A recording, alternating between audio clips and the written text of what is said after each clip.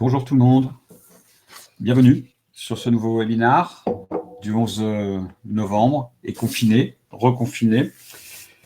Donc bienvenue à tous. Je vois qu'aujourd'hui nous sommes particulièrement nombreux, probablement parce que c'est un jour férié. Donc comme d'habitude, si vous m'entendez, je vous demande de me faire un petit signe pour me dire que vous êtes là et que vous m'entendez bien.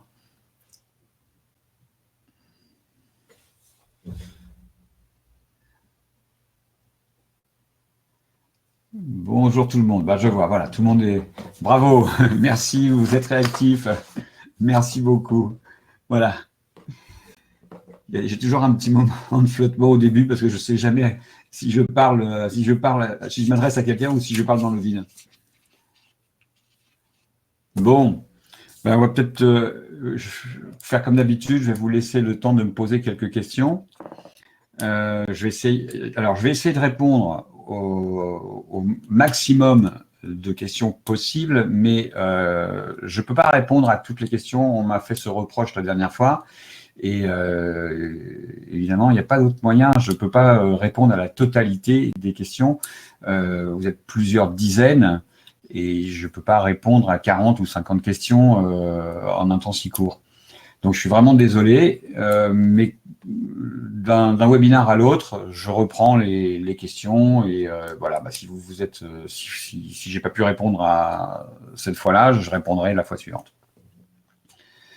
Voilà. Bon, alors donc n'hésitez pas. Peut-être que certains d'entre vous rencontrent des difficultés du fait du confinement. Donc, si vous avez des témoignages, c'est pas toujours, c'est évidemment pas évident. On ne vit pas de la même manière. Hein, c'est pas évident pour tout le monde ce confinement. Je ne sais pas si vous êtes comme moi. Je ne le vis pas tout à fait de la même manière que la première fois.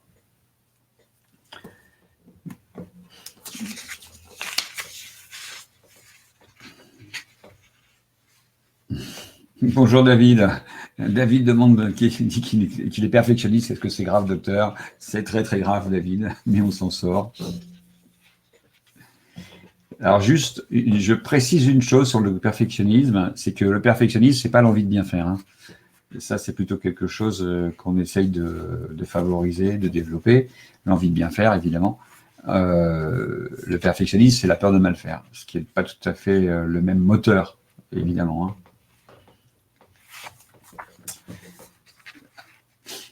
Alors, bonjour Caroline. Je ne perçois pas les signaux de faim et de rassasiement. Est-ce déjà un bon début pour espérer me réguler au bout d'un mois de programme? J'espère ne pas rester bloqué dans cette phase. Bon, alors, il y a deux choses en fait, Caroline. Vous dites que vous ne percevez pas les signaux de faim et de rassasiement. Donc déjà, on va essayer d'être un peu plus précis. Et Martine dit, elle, de son côté, moi, j'ai du mal à sentir la satiété. Bon, donc je vais juste repréciser un petit peu les choses.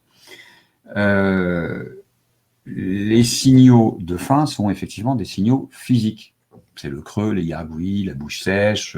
Si on va plus loin, c'est une sensation de faiblesse, la tête un peu qui tourne un peu lourde, des choses comme ça. Voilà, ça ce sont les signaux de petite, moyenne ou grande faim.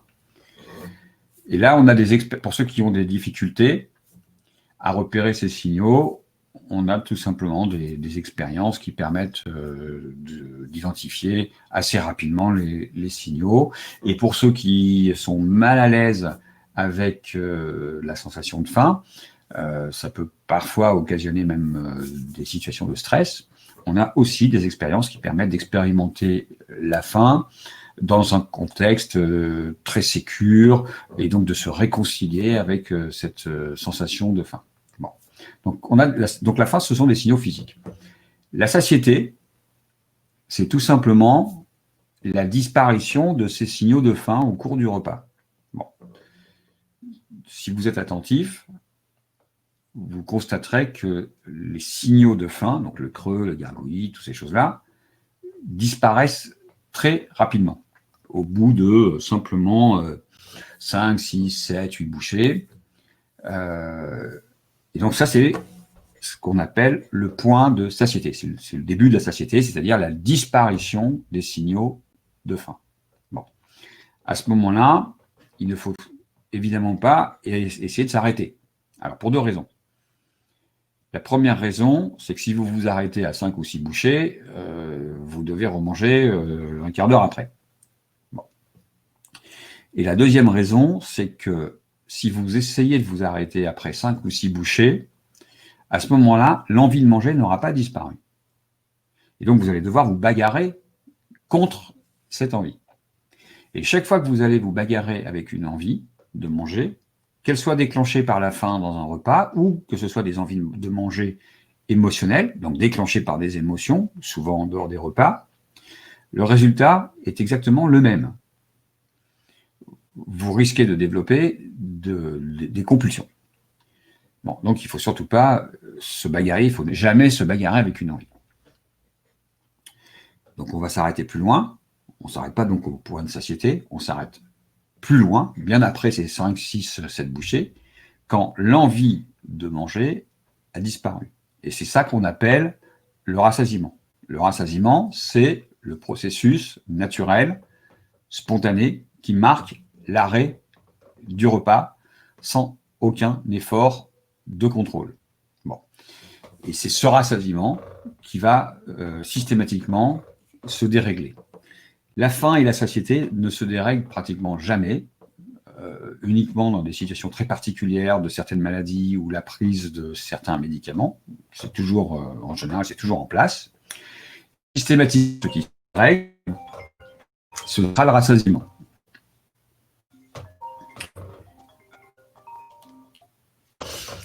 Bon, il peut se dérégler d'ailleurs dans tous les sens, c'est-à-dire qu'il peut arriver très tôt. C'est ce qu'on peut voir dans certaines maladies, des dépressions aussi. Et à ce moment-là, les gens perdent du poids. Ils sont très, très rapidement rassasiés. Ils mangent même plus suffisamment pour pouvoir maintenir leur poids. Et puis parfois, et c'est essentiellement le cas que nous rencontrons dans les problèmes de surpoids, eh bien, le rassasiement est retardé. Il arrive trop tard. Les gens mettent beaucoup plus de temps à se rassasier. Il leur faut beaucoup plus de nourriture pour se sentir rassasiés, c'est-à-dire pour faire disparaître leur envie de manger. Voilà. Donc ça peut se dérégler et évidemment, ça peut aussi se réparer. Voilà. Ça, c'est là-dessus qu'on va travailler. En fait, nous, dans le programme, on va travailler sur deux sujets essentiels, le rassasiement et les envies de manger émotionnelles. Donc, en fait, on travaille sur le système des envies de manger, en gros. Voilà. Bon, c'était une petite mise au point sur la faim, la satiété et le rassasiement. Voilà. Donc, la faim et la satiété, c'est physique. Le rassasiement, c'est un processus strictement mental. Voilà. Qui signale la disparition de l'envie de manger et qui peut survenir plus ou moins précocement ou tardivement. Voilà. Ça, c'est une mise au point importante.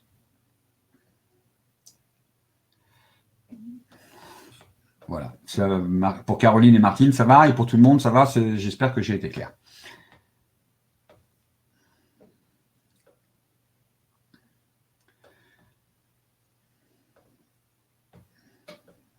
Bonjour Lolita. Alors, Lolita, je voulais savoir pourquoi les grands sportifs qui ont un régime alimentaire strict arrivent à contrôler tout ce qu'ils mangent toute leur vie sans jamais relâcher et en étant pourtant pas malheureux pour autant. Moi, j'en ai l'impression. Alors Lolita, eh ben là, c'est peut-être précisément une idée fausse. Les sportifs, alors il y a deux types, nous on distingue deux types de sportifs, ou deux types de sports plutôt. Les sports dans lesquels on doit contrôler son poids et puis les sports dans lesquels on ne s'en occupe pas. Mais malheureusement, maintenant, dans pratiquement tous les sports, on demande aux sportifs de surveiller leur poids de plus en plus. Et parfois même, c'est dans leur contrat. C'est-à-dire que s'ils ne maintiennent pas une certaine catégorie de poids, ils peuvent être exclus de leur club. Bon, quand on est à des niveaux importants. Et tous ces sports sont un nid de troubles du comportement alimentaire. On a des études et des expériences très probantes sur ce sujet qui montrent que les sportifs qui ont dû surveiller leur poids et leur comportement alimentaire pendant leur carrière sportive ont 2 fois plus de chances de devenir obèses à l'âge de 60 ans. Bon, alors maintenant, pourquoi est-ce qu'on a l'impression qu'ils tiennent? Les sportifs, c'est spécial. Hein. Moi, j'ai été médecin, enfin, je suis toujours médecin du sport. Je me suis occupé des sportifs de haut niveau, c'est-à-dire de l'alimentation de l'effort. Les sportifs, s'il s'agit de décrocher une médaille ou un titre olympique ou un titre mondial, ils sont capables de faire n'importe quoi. Mais ils feront comme tout le monde. C'est-à-dire qu'ils le feront le temps qu'il faut pour obtenir le résultat. Et ensuite, ils vont tout lâcher.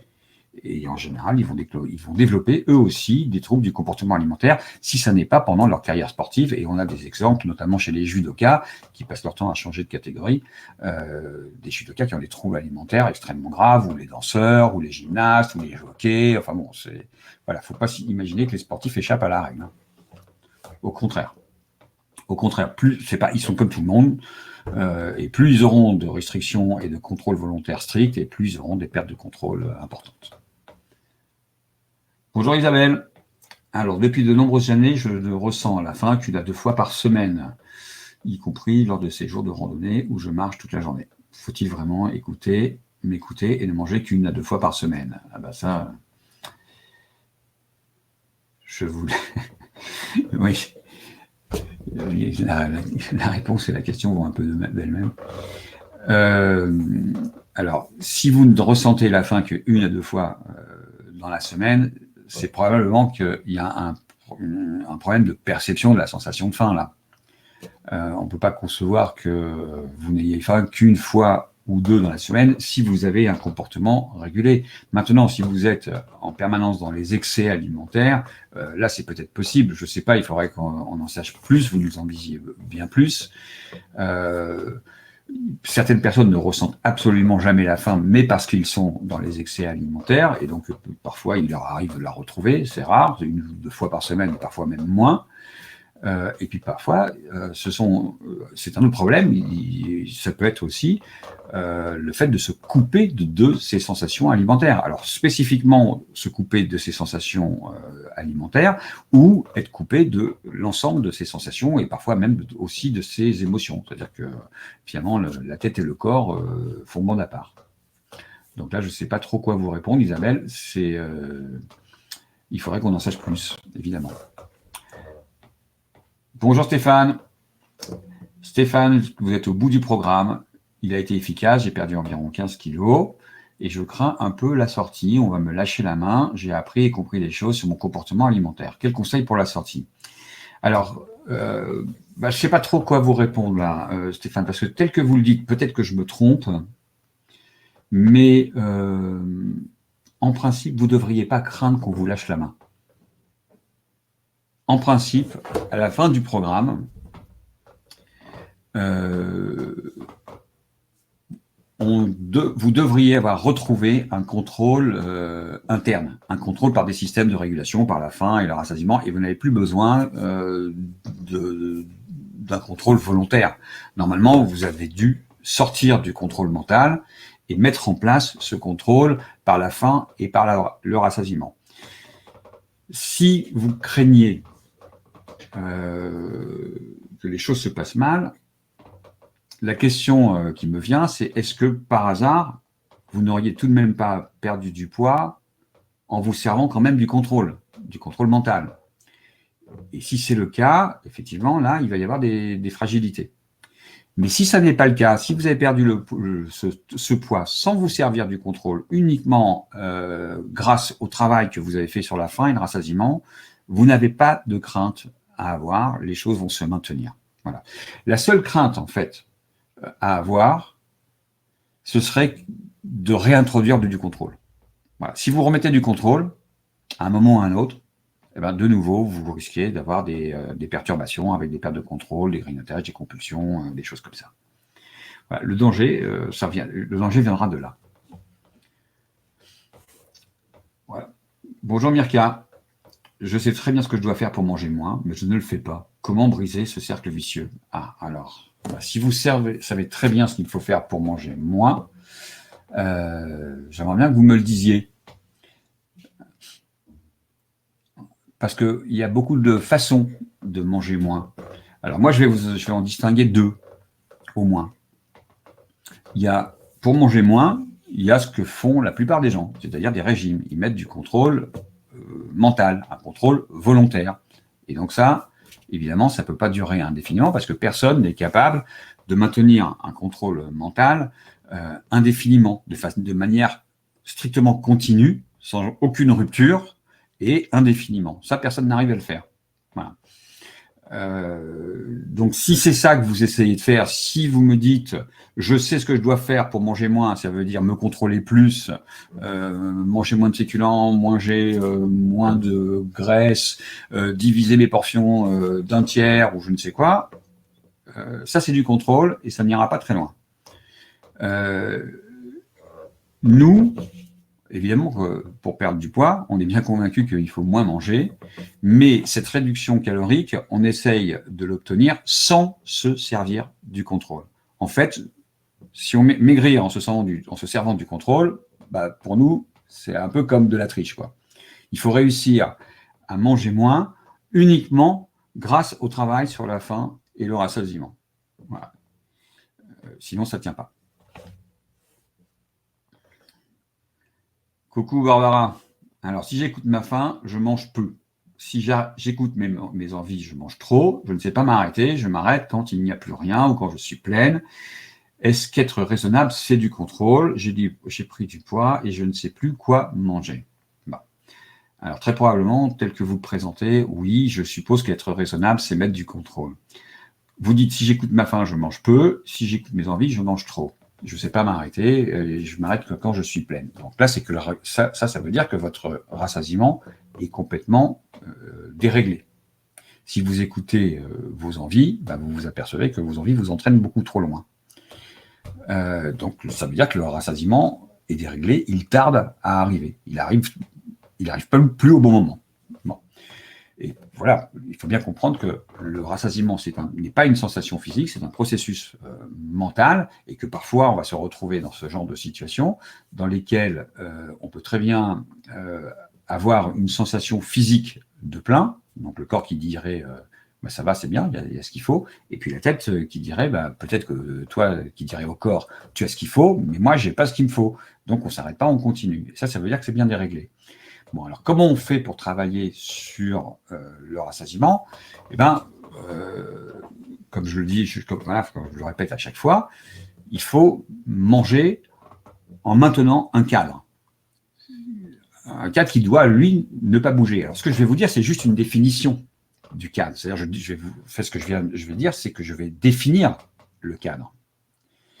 Ce cadre repose sur la présence de 3 facteurs. Vous devez systématiquement manger les aliments dont vous avez envie, être attentif aux sensations alimentaires que ça va procurer. Alors, ça, on vous apprend dans tout ce programme à mettre de l'attention, à rester concentré sur les sensations alimentaires.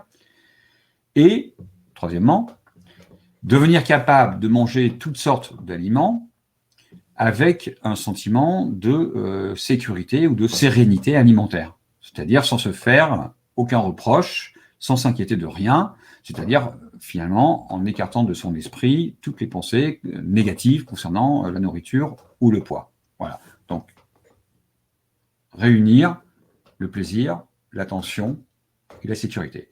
Alors, je me rends bien compte que ce que je dis est une définition. Ça définit un cadre, ça ne veut pas dire que vous savez le faire.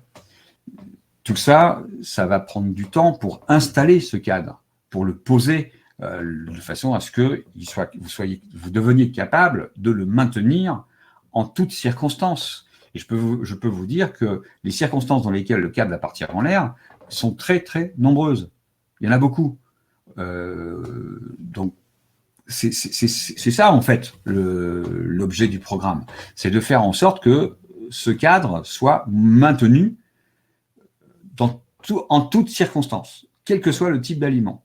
Que ce soit un repas ou pas un repas, que ce soit que vous mangiez en ayant faim ou en n'ayant pas faim, que vous mangiez un peu ou que vous mangiez beaucoup, que vous mangiez seul ou vous mangiez avec des amis, etc., etc., etc. En toutes circonstances. Être capable de maintenir ce cadre, plaisir, attention et sécurité. Bon, et ben ça, c'est pas si simple que ça, vraiment. Au contraire, ça pose un certain nombre de problèmes et d'obstacles qu'on va surmonter les uns derrière les autres.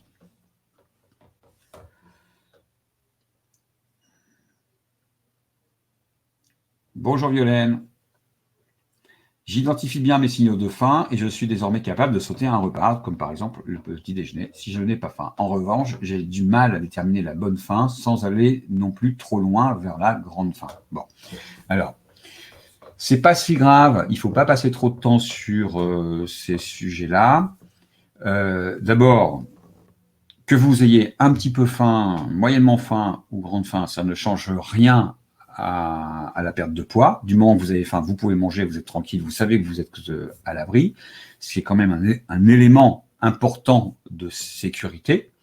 Et ces éléments de sécurité, il faut les accumuler les uns après les autres. Il va falloir amener de plus en plus de sécurité. Bon, ça, c'est un élément de sécurité.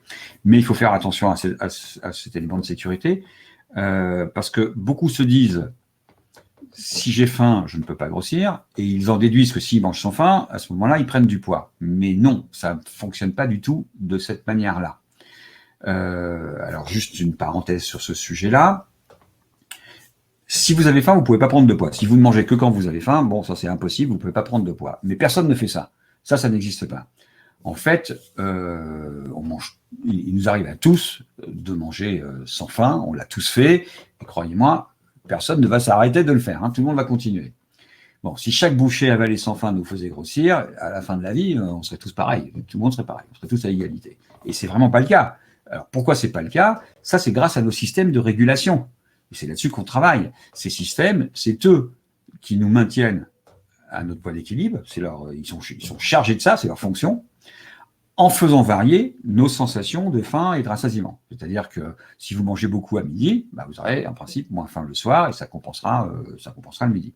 Ou à l'inverse, si vous n'avez pas eu le temps de manger à midi, vous aurez beaucoup plus faim le soir et ça compensera aussi le midi. Et toutes ces variations, toutes ces compensations sont destinées systématiquement à vous ramener sur votre poids d'équilibre. Bon, alors évidemment, si les gens ont pris beaucoup de poids, même un peu d'ailleurs, eh ben c'est forcément que ces systèmes n'ont pas fonctionné à un moment ou à un autre. Et le travail, ça va être de réparer ces systèmes pour qu'ils puissent vous ramener à votre poids d'équilibre et vous y maintenir par la suite. Voilà. Alors, donc je reviens précisément sur votre question, Violaine. La petite, la moyenne ou la grande faim, ça a une certaine importance parce que c'est une histoire de confort finalement. Vous allez vite vous apercevoir que la grande faim, c'est pas du tout confortable. La petite faim, c'est extrêmement confortable, mais ça ne procure pas énormément de plaisir.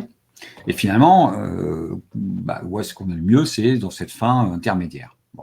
Maintenant, par rapport au poids, ça ne change pas grand-chose. Du moment que vous avez faim, vous pouvez démarrer, vous êtes tranquille, vous savez que vous êtes en sécurité. Voilà.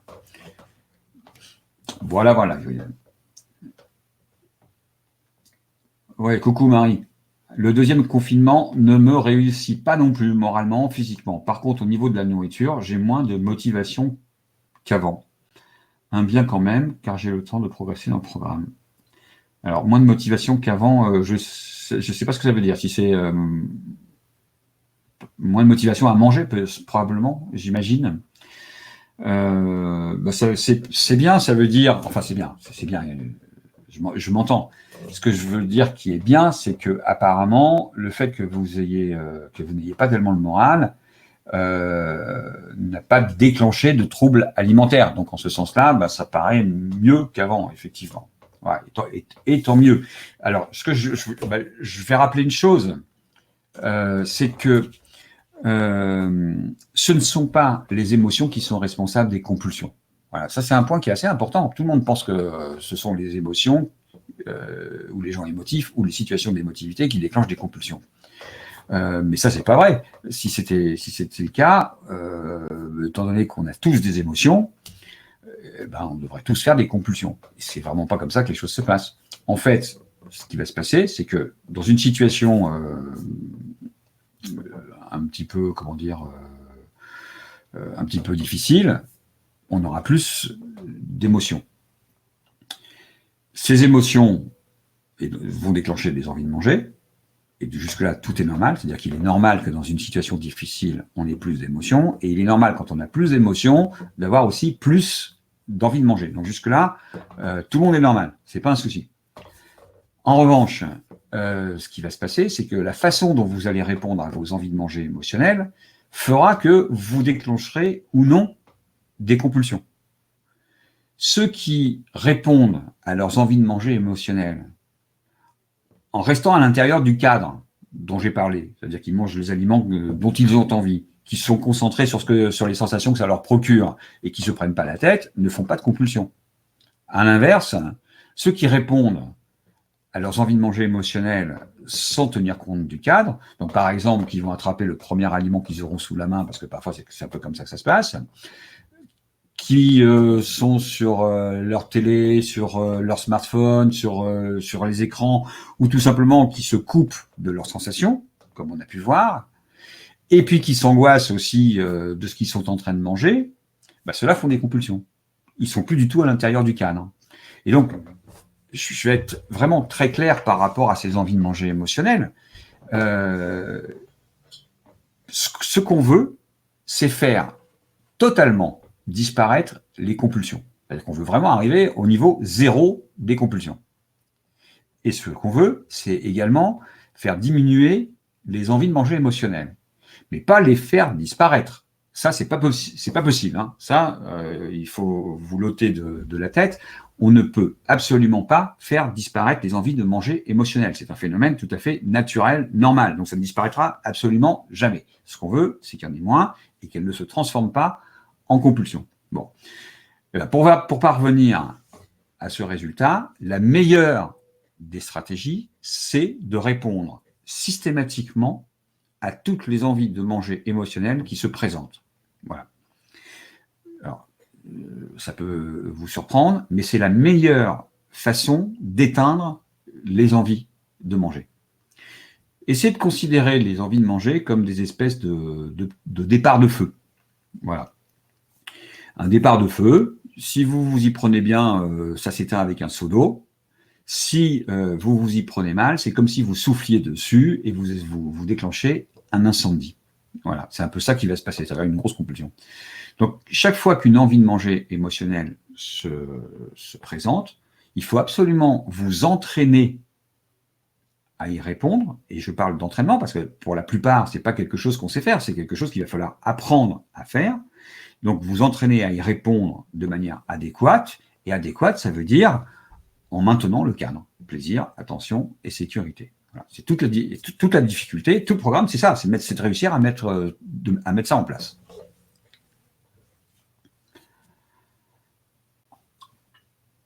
Alors, Violaine qui demande avec étonnement, est-ce que la dégustation des aliments tabous peut s'appliquer au Nutella ou au M&M's? Y a-t-il des risques particuliers, par exemple, difficile de juger la quantité ou pas de mastication? Alors, oui, la dégustation des aliments tabous, c'est précisément cela. C'est-à-dire qu'il n'y a aucune difficulté à faire l'exercice avec des concombres ou des radis. Au contraire, il faut le faire pour deux raisons. D'abord parce qu'ils sont tabous et que ça permet finalement, quand on fait l'expérience et qu'elle se déroule dans de bonnes conditions, de gagner en sécurité. C'est-à-dire que se voir maigrir en mangeant des chips ou du Nutella, ça va apporter évidemment une plus grande sécurité par rapport à ce type d'aliment. Bon.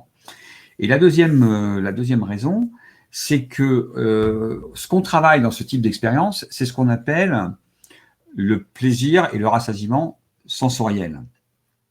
Et ce rassasiement sensoriel est d'autant plus net que les aliments sont riches. Voilà, on est beaucoup plus vite rassasié avec des aliments riches qu'avec des aliments pauvres en calories. Donc ce sont les deux raisons qui expliquent qu'il faut manger il faut manger des aliments riches pour faire l'expérience. Mina, bonjour Mina. Alors merci pour l'explication sur la faim, l'envie de manger, c'était très clair. Et maintenant, ça reste à ressentir clairement tout ça pour le moment.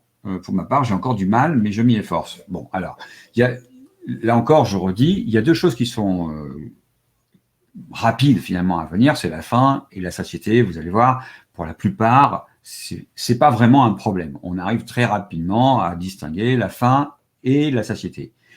Mais une fois qu'on y est arrivé, on n'est pas du tout sorti de l'affaire, puisqu'en fait, le problème vient non pas de la faim et de la satiété, mais il vient des envies de manger et du rassasiement. Voilà. Et c'est là-dessus qu'on va devoir travailler. Donc, ne vous inquiétez pas trop sur cette étape reconnaissance, faim et satiété. Ça va venir, ça va se mettre en place. Ça n'a pas besoin d'être une extrême précision, parce que le sujet, finalement, c'est pas tellement celui-là, c'est surtout celui des envies de manger et du rassasiement.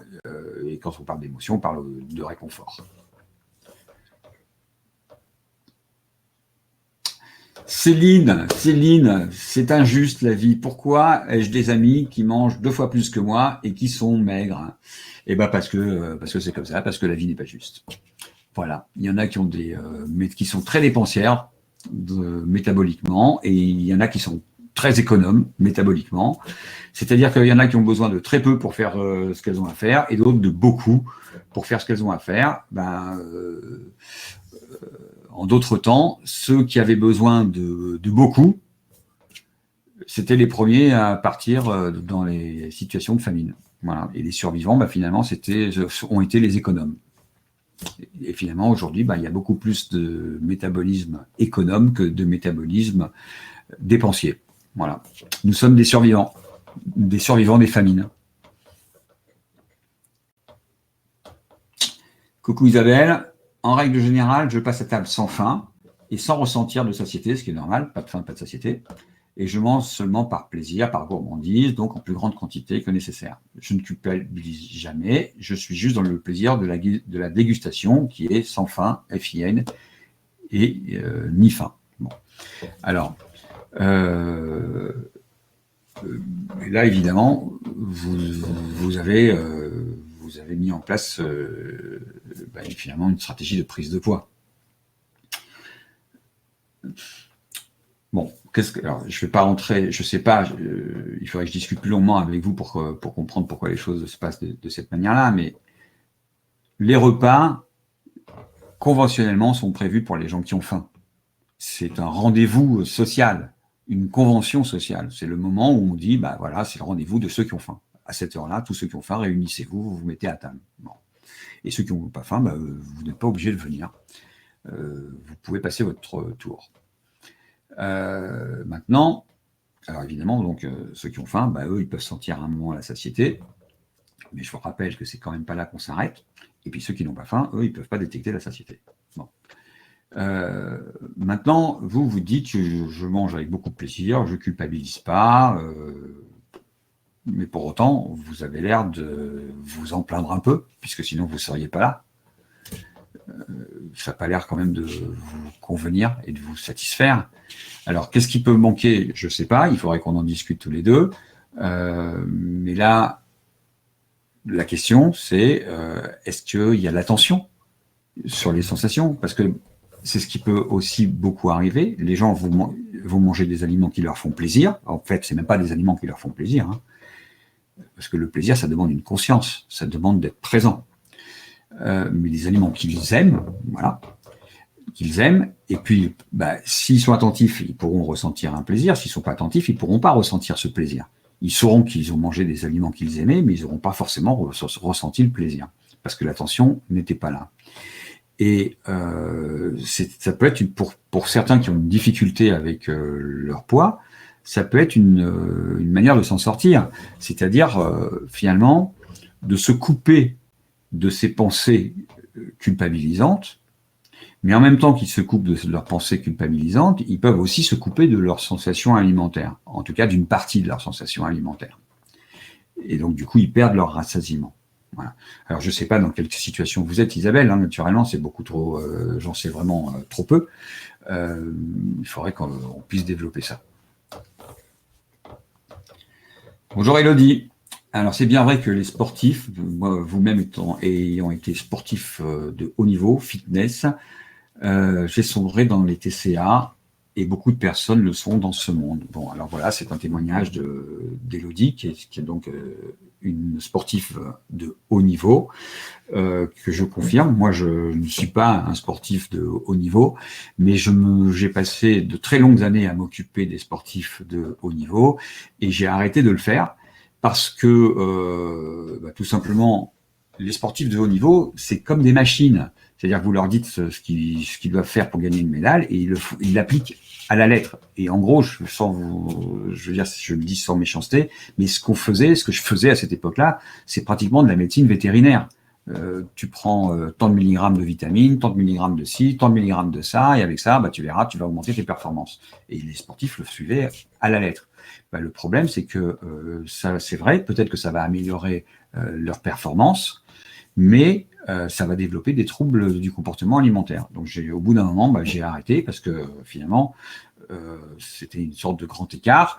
D'un côté, je faisais des prescriptions qui augmentaient leur performance, et de l'autre côté, il fallait que je les prenne en charge pour réparer tous les dégâts que ça avait provoqués. Donc, c'était trop compliqué, j'ai fini par arrêter.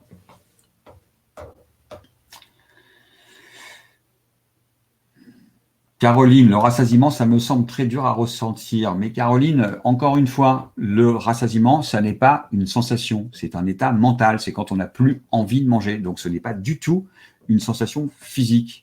Si vous essayez de détecter physiquement, de ressentir le rassasiement, vous ne pourrez pas le trouver. Ça se situe nulle part. Le rassasiement, c'est juste, je n'ai plus envie de rien. Voilà, c'est ça. Coucou Michel. Michel, si je bois un verre ou deux d'alcool au cours d'un repas, je ne maîtrise plus rien, comme si la digue se rompait. Alors c'est une belle remarque qui peut servir à beaucoup. Je vous rappelle que l'alcool est un désinhibiteur du contrôle. Donc à tous ceux qui sont dans le contrôle, eh bien, si vous consommez de l'alcool, vous allez consommer un désinhibiteur, quelque chose qui lève le contrôle. Donc, vous basculez dans la perte de contrôle. Et ça peut survenir très rapidement. En général, ça arrive au deuxième verre, souvent au deuxième verre. Alors, ça dépend des gens, hein. Parfois, ça peut être le troisième, mais dans la majorité des cas, au-delà du deuxième et du troisième, on a cet effet désinhibiteur. Et donc, pour tous ceux qui sont dans le contrôle, on a des pertes de contrôle. Voilà. Donc, ça déclenche un peu la débandade. Donc, tant que vous êtes dans le contrôle, je vous conseille de limiter strictement votre consommation d'alcool. Sinon, ça entraînera des pertes de contrôle qui vous feront manger beaucoup plus.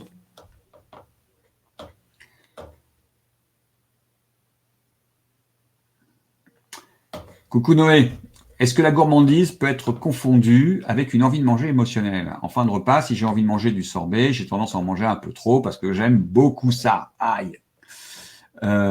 Oui, alors,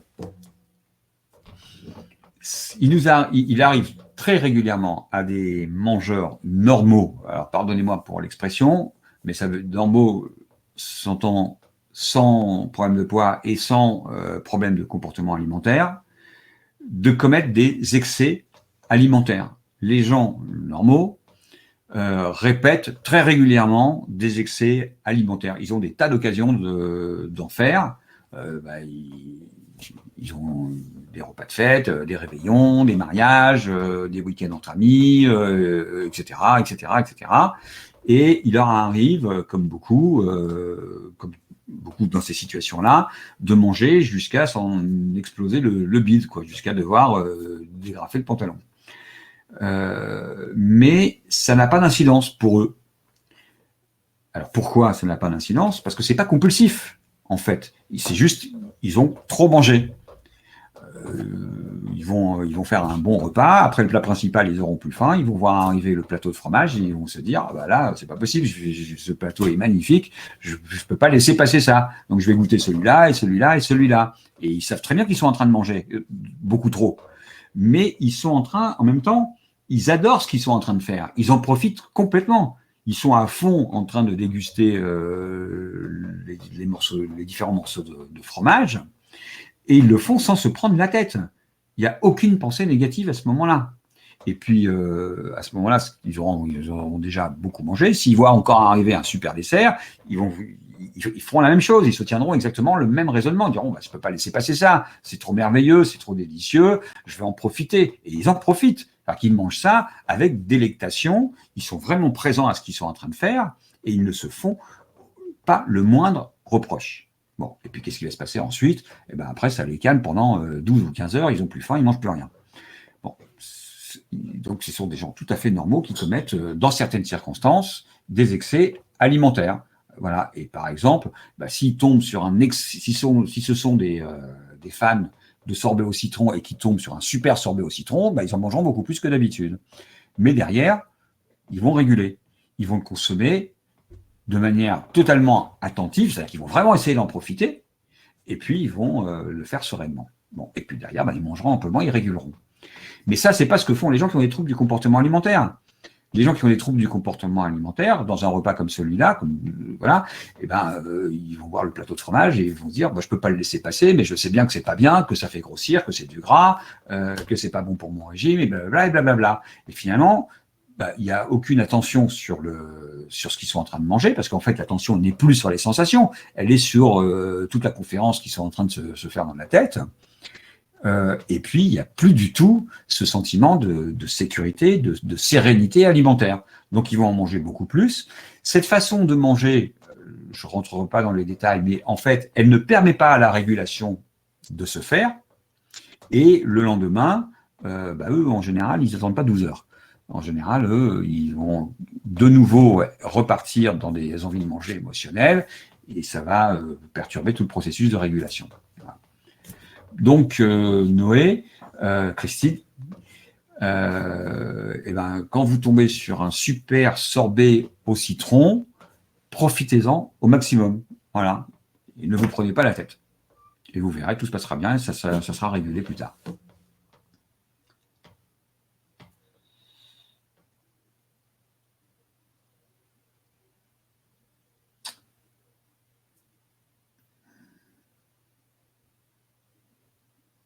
David, je ne sais pas, vous me dites que vous avez perdu 15 kilos avec Chrysler, mais je ne sais pas ce que c'est que Chrysler, je suis vraiment désolé. Apparemment, ça coûte très cher, d'après ce que vous dites, mais je sais pas ce que c'est. Lolita, coucou. Je comprends que 1000 calories de haricots verts et 1000 calories de chocolat sont identiques par rapport au poids, mais les nutriments sont très différents. Les lipides font prendre de la graisse. Non. Sinon, ils ne seraient pas équivalents en termes de poids. Non. Si on dit que 1000 calories de haricots verts ou 100 calories de haricots verts sont équivalents à 100 calories de chocolat, c'est parce que précisément, l'un et l'autre font prendre la même quantité de graisse. C'est-à-dire qu'en fait, ce que vous stockez, c'est des calories. Et notre façon de stocker les calories, c'est de les emmagasiner, c'est de les transformer en graisse. C'est ça notre forme de stockage. C'est du gras, c'est le gras. Voilà, le gras, c'est notre carburant stocké, quoi.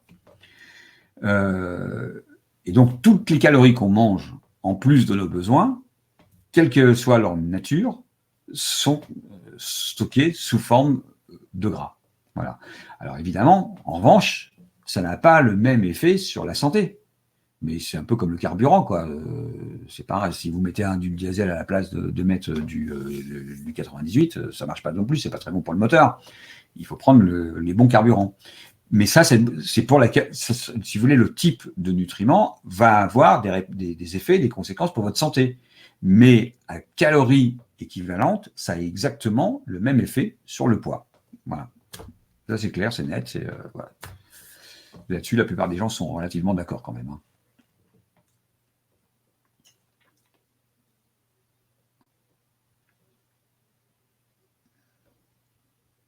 Alors, Lolita me dit, alors donc du coup, on est d'accord que la morphologie va être très différente si on mange que des légumes ou que des sucreries. Non, pas du tout.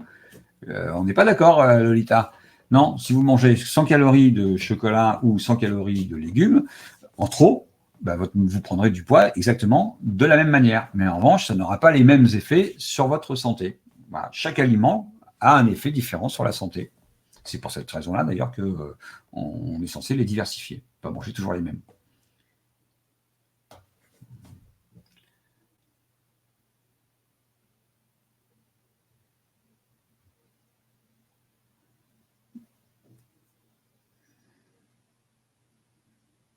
Alors, bonjour Stéphanie.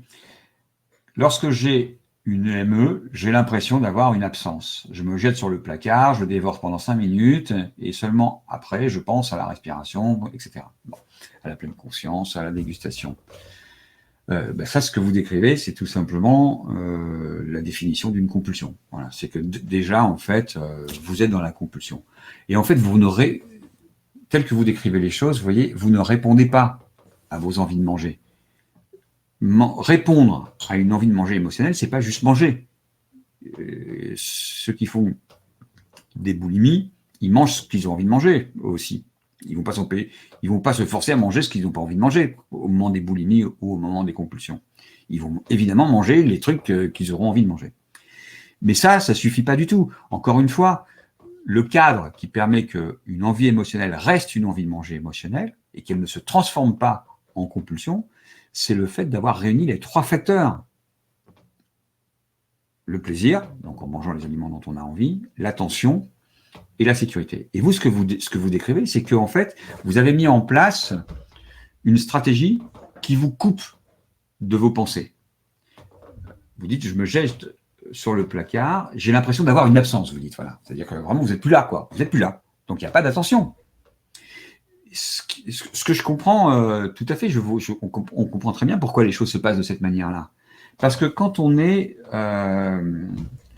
dans la culpabilité de ce qu'on mange, ou dans l'anxiété de prendre du poids, de ruiner son régime, de ruiner ses efforts de perte de poids, enfin bon, on est donc confronté à des pensées extrêmement pénibles.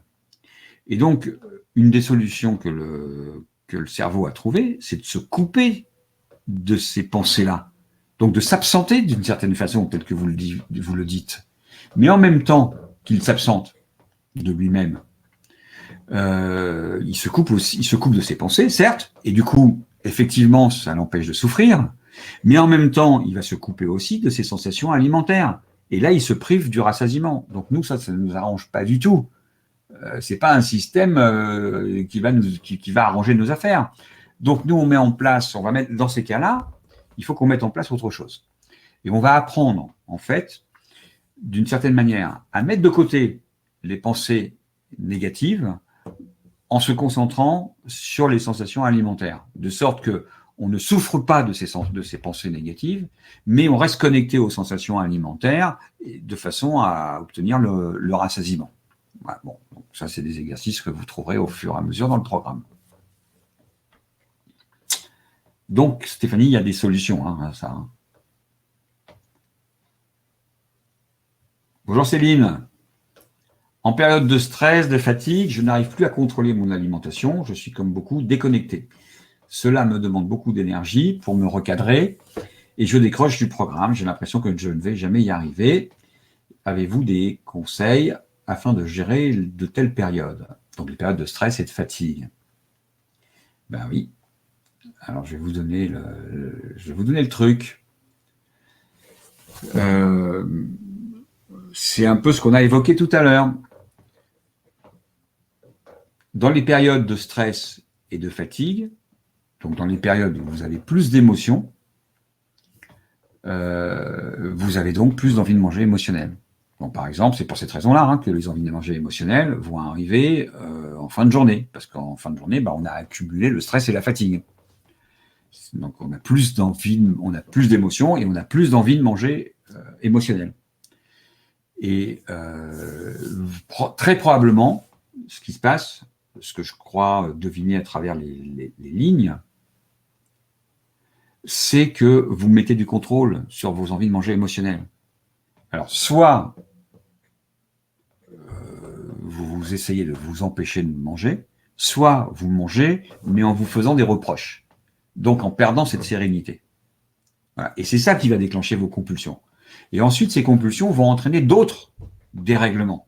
Et psychologiquement, elles peuvent vous décourager et vous pousser à l'abandon. Voilà. Bon, donc, en fait, là, la solution, c'est vraiment de retravailler sur le cadre. Vous devez, encore une fois, je le dis, je suis vraiment clair, répondre systématiquement à toutes les envies de manger émotionnelles parce que c'est ça qui va nous aider à les éteindre. Vous n'éteignez pas vos envies de manger émotionnelles. Vous mangez, certes, mais sur un mode compulsif, et du coup, les envies reviennent très rapidement. Ça ne les a pas éteints. Là, il va falloir que vous travailliez le cadre, c'est-à-dire que vous répondiez à vos envies de manger émotionnelles.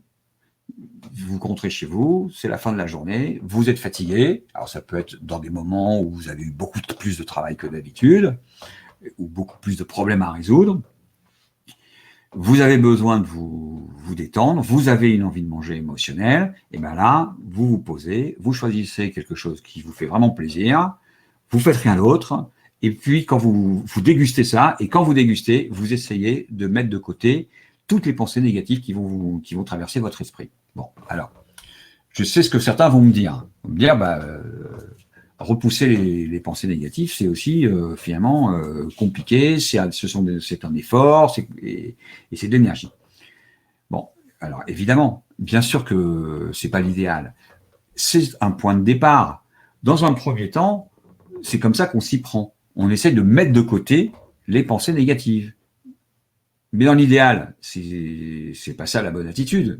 La bonne attitude, ça va pas être de mettre de côté les pensées qui viennent. Ce serait plutôt de ne plus les avoir. Mais pour ne plus les avoir, il faut faire des progrès en sécurité et en confiance. Et ça vient progressivement tout au long du programme. Au début du programme, c'est pas possible d'avoir cette sécurité et cette confiance en soi. La sécurité et la confiance ne viennent qu'avec l'expérience, qu'avec des expériences positives qu'on accumule tout au long du programme. Donc, au début, on est obligé de se contenter d'un pis-aller qui consiste simplement à essayer de les mettre de côté, ces pensées. Voilà. Mais on est bien tous d'accord que c'est fatigant, ça demande de l'énergie, qu'on ne pourra pas avoir cette énergie à chaque fois, et que l'idéal, c'est qu'elle disparaisse. Et c'est bien sûr à ça qu'on va essayer de s'employer, à faire disparaître ces pensées, toutes ces pensées négatives.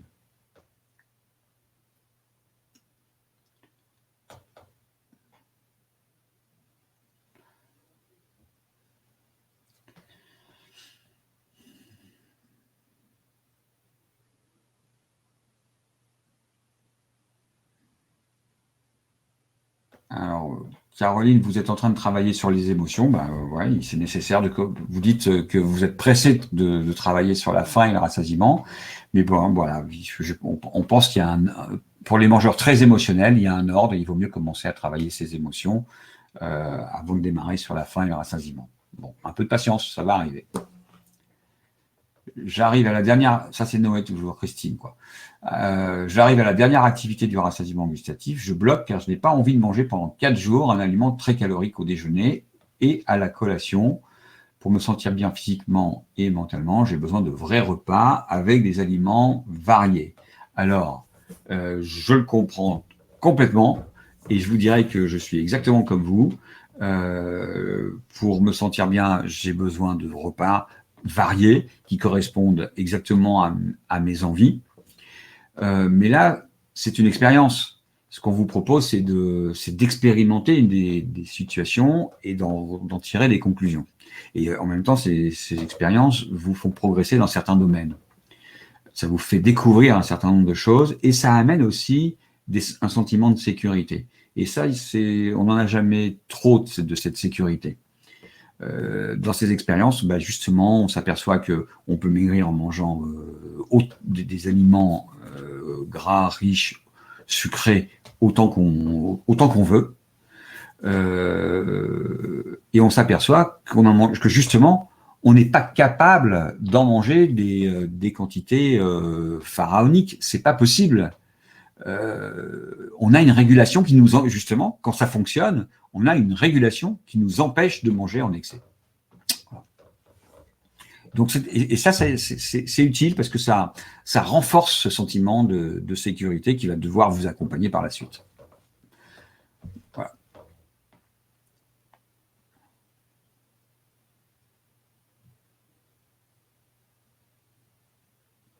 Bonjour Stéphane.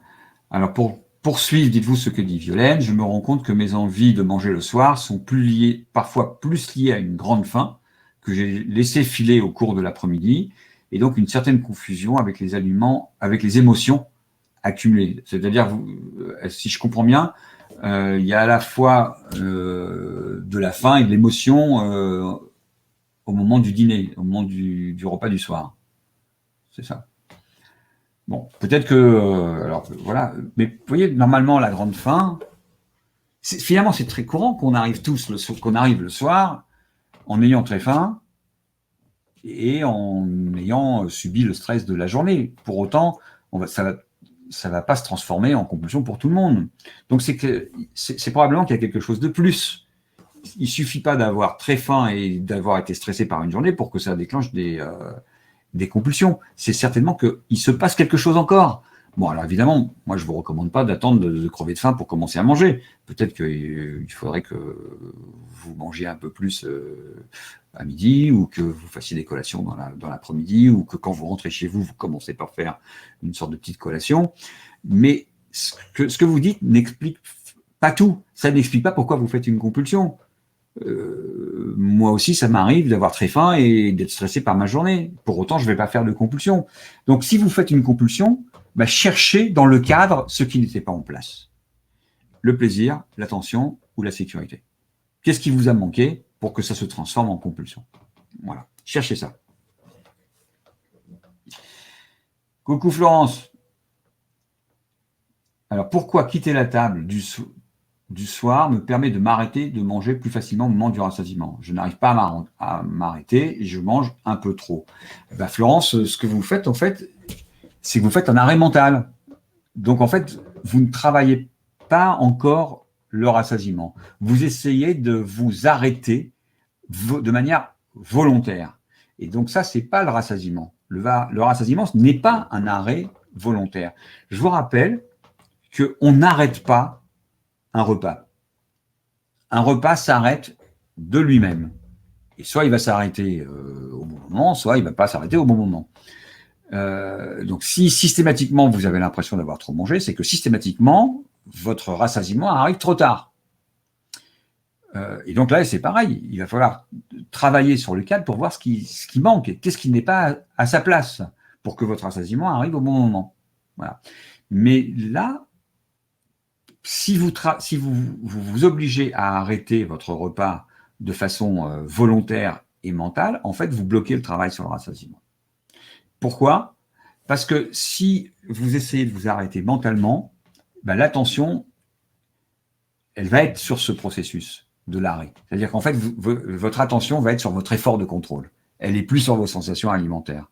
Or, ce qui produit le rassasiement, c'est quand l'attention est fixée, posée sur les sensations alimentaires et pas sur les efforts de contrôle ou les efforts d'arrêt du repas. Et là, vous allez perdre le rassasiement, en fait. C'est-à-dire qu'en fait, vos efforts de contrôle pour vous arrêter vont devoir devenir de plus en plus importants parce que les troubles sur le rassasiement vont devenir de plus en plus importants. Noé qui me demande pourquoi je réponds toujours aux mêmes personnes. Noé, je vous parlais pour vous? Parce que je vous ai répondu au moins 2 ou 3 fois là aujourd'hui.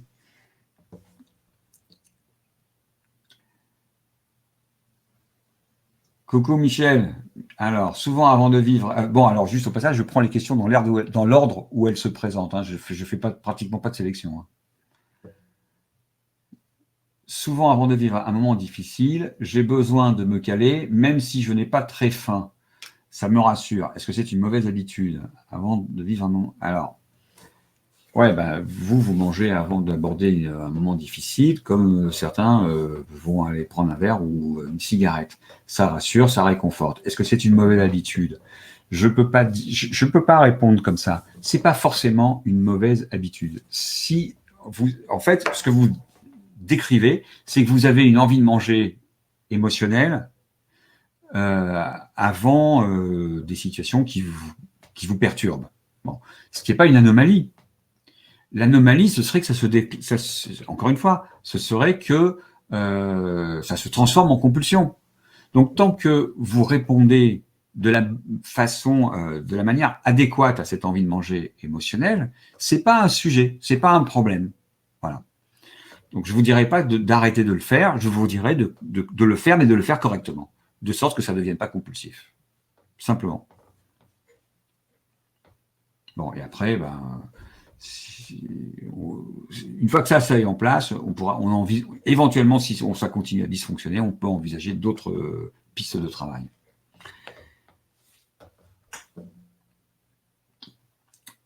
Bonjour Tania. Alors, Tania, j'étais en hôpital pour m'aider à perdre du poids. Donc, ok, vous avez suivi un programme donc à la fois nutritionnel, sport et psy. Et de retour, je vais continuer à faire du sport et à faire attention. En parallèle, j'ai commencé l'line coaching pour m'aider à tenir, mais je pense que je ne peux pas faire les deux. Eh ben non, c'est pas possible, Tania. Vous avez tout à fait raison. Line coaching n'est pas compatible avec un programme de surveillance du comportement alimentaire. Ça marche pas. En fait, là, ce que vous dites, c'est qu'on vous a donné un programme à suivre après l'hôpital. Donc, en fait, un régime. Et donc, un régime, c'est du contrôle mental. Et tout le principe de life coaching, c'est de supprimer ce contrôle mental, qui est un mauvais contrôle, dans le sens où c'est un contrôle qu'on ne peut pas maintenir de façon continue et permanente, et de le remplacer par un autre contrôle, qui lui est un contrôle, je dirais, qui est le contrôle sain et physiologique, par la faim et le rassasiement. Et les deux sont totalement antagonistes. Donc là, Tania, il va falloir que vous fassiez un choix, quoi. Soit c'est soit l'un, c'est soit l'autre, quoi. Vous ne pourrez pas faire les deux ensemble. Ça va s'entrechoquer.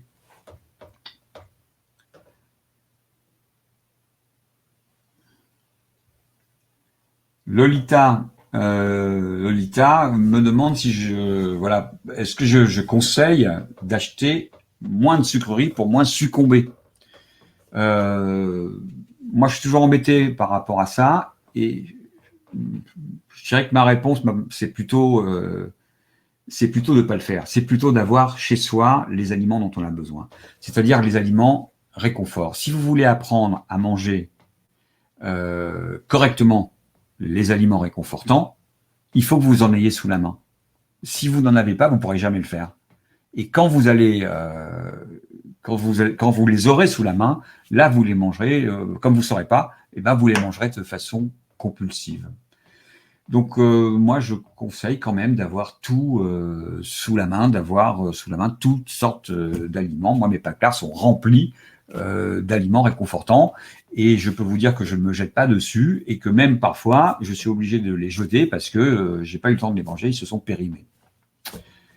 Voilà, donc c'est ce que je vous souhaite, c'est ce que je vous souhaite, Lolita, d'en arriver là. Claude, quelle est la différence entre rassasiement, satiété, etc. J'ai déjà répondu à cette question plusieurs fois, donc je vous conseille de vous reporter aux réponses précédentes. Ouh là là, mais je vois que le temps a passé beaucoup plus vite que je n'imaginais.